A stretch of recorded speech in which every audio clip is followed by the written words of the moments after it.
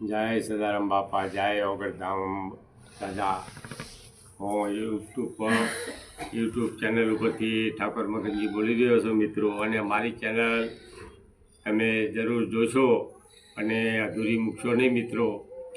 તો જે ઓગળધામ એક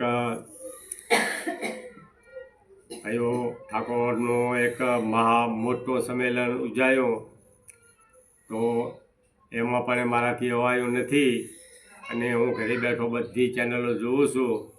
અને બીજું 26મી જાન્યુઆરી ગાંધીનગરમાં બન્યો મોટો સંમેલન, એને પણ હું સમર્થન આપું છું મિત્રો। અને જો આવું કાર્ય કરશો તો તમારા ઠાકોરના બાળ બચ્ચા ગરીબના ભણશે અને આગળ વધશે।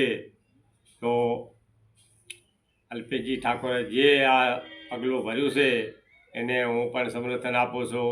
જ્ઞાનીબેને જે પગલું ભર્યું છે એને પણ સમર્થન આપું છું। નવગણજી ઠાકોરે પગલું ભર્યું છે એને પણ સમર્થન આપું છું।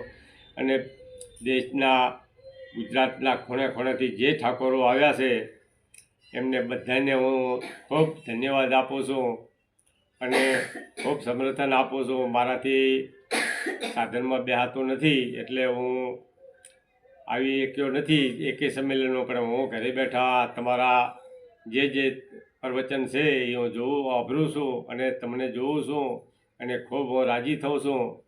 તો હું પણ એક ખૂબ ગામમાં ભાવતો માણસ છું અને સમાજમાં પણ ખૂબ મારું એક વર્ચસ્વ સારું છે।